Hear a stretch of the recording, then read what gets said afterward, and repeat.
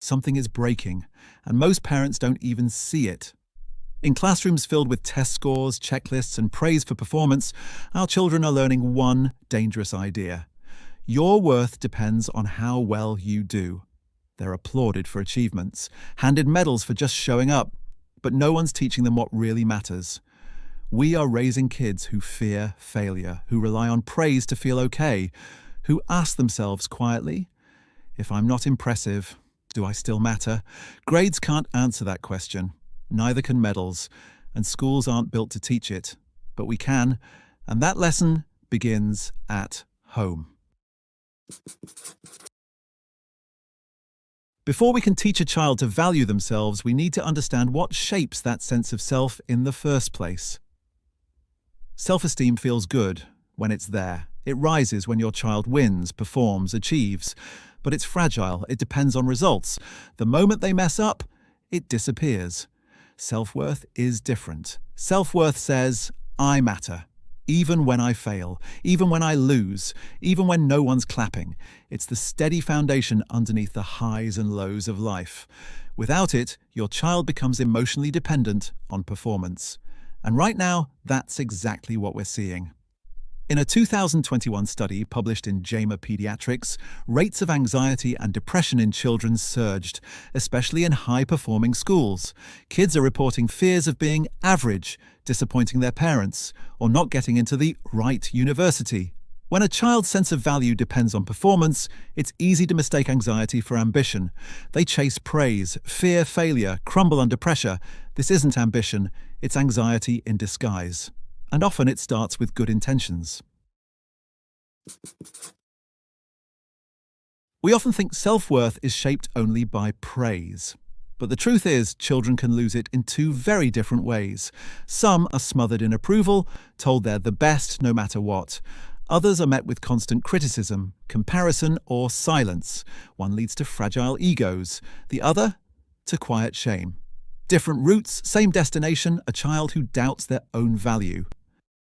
So what do they really need? What children need most isn't more applause. It's reflection.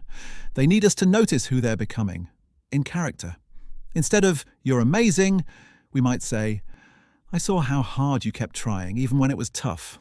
Or, that was kind, helping your friend when they needed it. Or even, speaking up like that took real courage. These simple reflections help a child see their strengths for themselves. And beyond being seen, children also need to feel needed. When we invite them to contribute, to help make decisions, solve problems, or take on small responsibilities, they discover that they have a place, a role, a purpose. Psychologists call this the foundation of self-determination, the idea that to truly thrive, every child needs three things. Autonomy, the sense that I have a voice; competence, the belief that I can handle things; and connection, the security of I belong. When children feel useful, not just praised, they don't just build confidence, they build character, because self-worth doesn't grow from pressure or praise. It grows from purpose, but not every child grows up with this kind of foundation. So what then? How do we help children feel whole, even if their past felt fractured? Let's go deeper.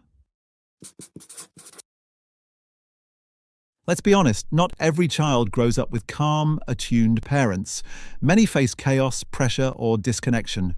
Some are praised only when they succeed. Others are never truly seen at all. So how do some kids still grow up with a strong sense of self? The answer lies in one powerful skill: narrative identity. The ability to make meaning of struggle.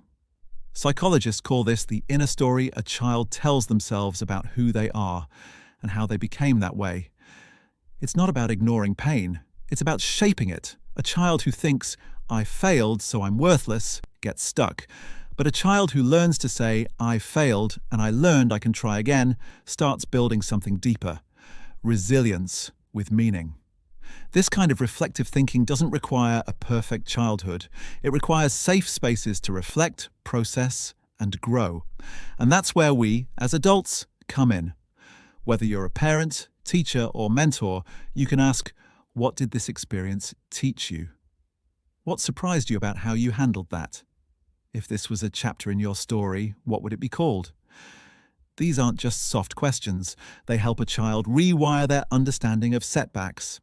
In fact, studies on narrative identity theory show that people who can make sense of hardship, who see themselves as the kind of person who grows from struggle, have higher levels of resilience, purpose, and yes, self-worth. Because self-worth doesn't mean never falling. It means believing this isn't the end of my story. And that belief doesn't come from being rescued. It comes from being guided.